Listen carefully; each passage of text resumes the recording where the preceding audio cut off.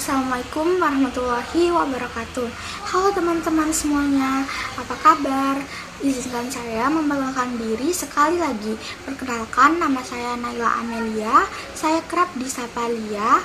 Saya merupakan mahasiswi dari Universitas Bosowa, Fakultas Psikologi dan Program Studi Psikologi. Nah teman-teman, pada minggu ini saya akan membahas tentang pengetahuan dan ukuran kebenaran. Tanpa berlama-lama lagi, langsung saja kita akan masuk pada materinya.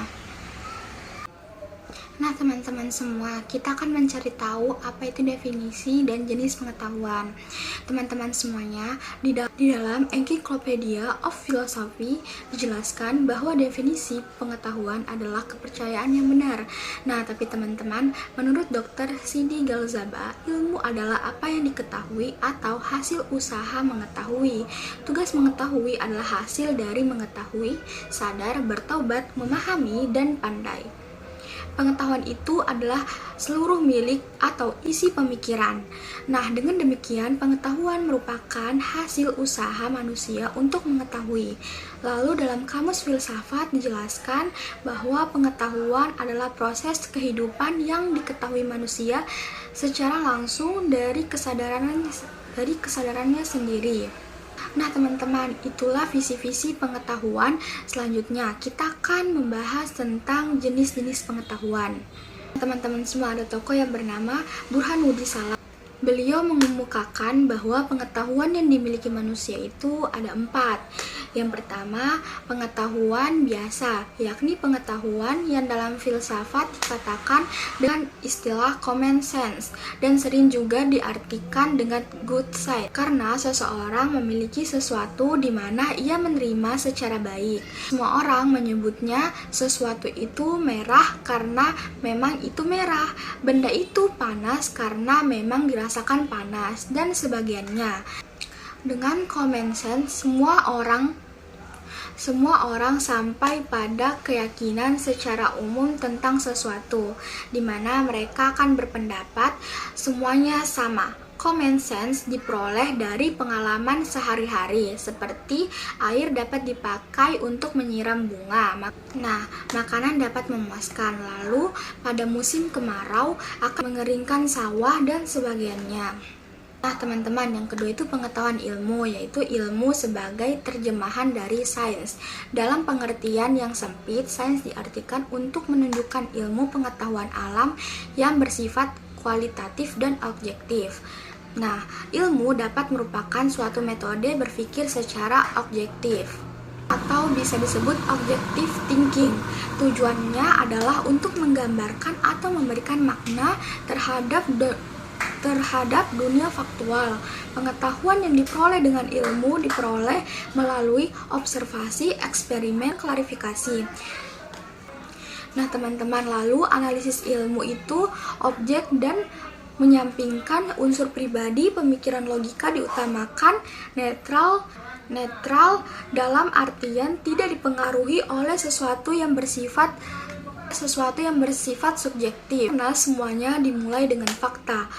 Lalu ketiga, pengetahuan filsafat, yakni pengetahuan yang diperoleh dari pemikiran yang bersifat kontemplatif dan spekulatif.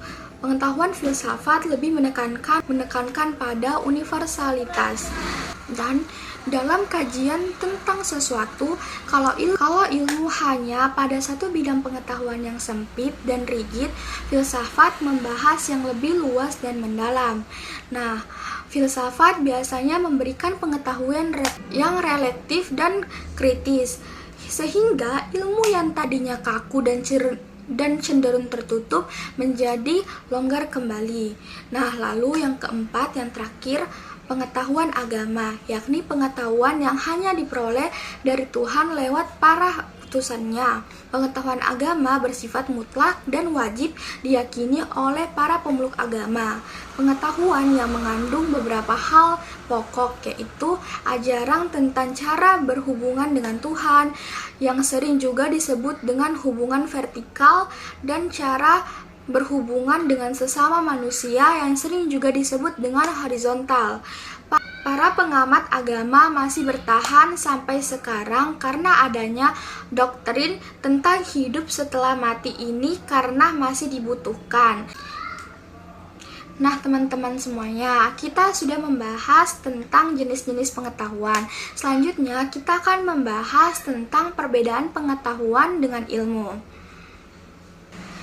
Nah, teman-teman semuanya, dalam Kamus Besar Bahasa Indonesia, ilmu disamakan artinya dengan pengetahuan. Ilmu adalah pengetahuan. Tapi dari asal katanya dapat kita ketahui bahwa pengetahuan diambil dalam kata bahasa Inggris yaitu knowledge, sedangkan ilmu diambil dari kata science dan peralihan dari kata Arab yaitu alima. Nah, untuk memperjelas pemahaman kita, perlu juga dibedakan antara pengetahuan yang bersifat ilmiah dengan pengetahuan yang bersifat ilmiah. Pengetahuan yang bersifat ilmiah ialah pengetahuan yang belum memenuhi syarat ilmiah pada umumnya, sedangkan pengetahuan ilmiah adalah pengetahuan yang harus memenuhi syarat-syarat ilmiah. Pengetahuan pertama disebut pengetahuan biasa. Nah, pengetahuan kedua disebut dengan pengetahuan ilmiah. Adapun syarat-syarat yang dimiliki oleh pengetahuan ilmiah yang harus ada. Yang pertama, harus memiliki objek tertentu, yaitu formal dan material, harus bersistem atau runtut. Di samping itu, pengetahuan ilmiah harus memiliki metode tertentu dengan sifat yang umum. Metode itu meliputi deduksi, induksi, dan analisis. Nah, teman-teman, setelah dikemukakan beberapa pengertian tentang pengetahuan, sekarang akan dikemukakan beberapa pengertian tentang ilmu sebagai bahan perbandingan. Dalam Encyclopedia Americana dijelaskan bahwa ilmu adalah pengetahuan yang bersifat positif dan sistematis. Lalu, De Liang Ji mengutip Paul Whitman dari buku The Principles of Scientific Research memberikan batasan ilmu sebagian berikut. Sebuah ilmu adalah suatu bentuk aktivitas manusia. Dengan melakukannya, umat manusia memperoleh satu pengetahuan dan senantiasa lebih lengkap dan lebih cermat tentang alam di masa lampau, sekarang, dan kemudian hari, serta suatu kemampuan untuk meningkatkan, menyesuaikan dirinya, dan mengubah lingkungannya, serta mengubah sifat-sifatnya sendiri. Nah, teman-teman, lalu ada rumusan lain datang dari Carl Sagan yang mengatakan ilmu adalah proses yang membuat pengetahuan.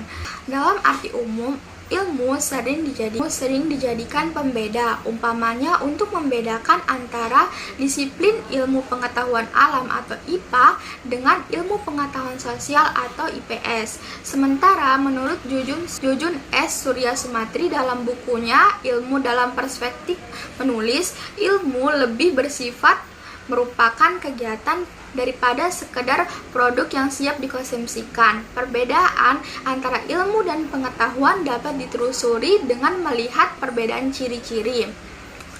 Albert L. Searles memperlihatkan ciri-cirinya tersebut sebagian berikut.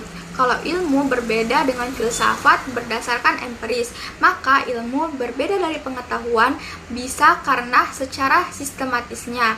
Dari beberapa keterangan di atas dapat disimpulkan bahwa pada dasarnya pengetahuan berbeda dengan ilmu. Perbedaan itu terlihat dari sifat sistematis dan cara memperolehnya. Perbedaan tersebut menyangkut pengetahuan prailmiah atau pengetahuan biasa.